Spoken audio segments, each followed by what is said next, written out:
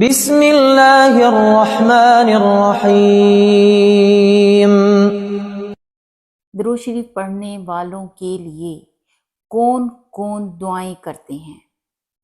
ظاہر سی بات ہے دعا تو ہر کوئی کرتا ہے، لیکن جو خاص درود شریف پڑھنے والوں کے لیے وہ کون کون کرتا ہے؟ یہ حدیث تو آپ نے ضرور پڑھی ہوگی کہ سردار دو جہاں صلی اللہ علیہ وسلم نے فرمایا کہ دعا تقدیر کو بدل دیتی ہے۔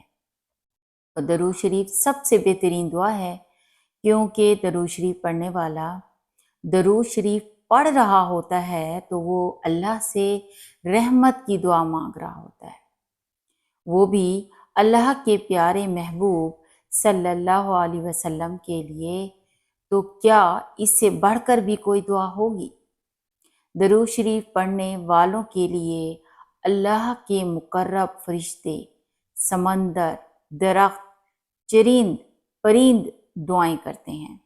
مطلب یہ کہ درود شریف پڑھنے والوں کے لیے پوری کائنات دعائیں کرتی ہے۔ سبحان اللہ۔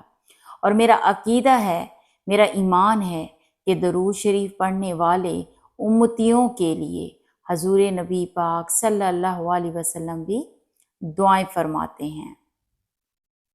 حضور سید عالم صلی اللہ علیہ وسلم نے فرمایا، جو مجھ پر درود بھیجتا ہے اس پر فرشتے درود بھیجتے ہیں۔ خود خدا اپنی شان کے مطابق درود بھیجتا ہے، جس کے باعث تمام آسمان اور زمین والے درود بھیجتے ہیں، بلکہ سمندر، درخت، چرند پرند، غرض یہ کہ کوئی ایسی چیز باقی نہیں رہتی جو درود نہ بھیجتی ہو۔ سید الانبیاء حضرت محمد صلی اللہ علیہ وسلم نے فرمایا، جب کوئی آدمی مجھ پر درود شریف پڑھتا ہے تو منادی پکار کر کہتا ہے، اللہ تعالیٰ اس کے بدلے تجھ پر 10 بار درود بھیجے۔ آسمان والے یہ سن کر کہتے ہیں، تیرے درود شریف کے بدلے 100 بار تجھ پر رحمت فرمائے۔ اسی طرح دوسرے آسمان والے 200، تیسرے آسمان والے 1000 بار، چوتھے آسمان والے 2000، پانچویں آسمان والے 4000، چھٹے آسمان والے 6000، ساتویں آسمان والے 7000 بار درود بھیجتے ہیں۔ میں قربان جاؤں اپنے آقا کے۔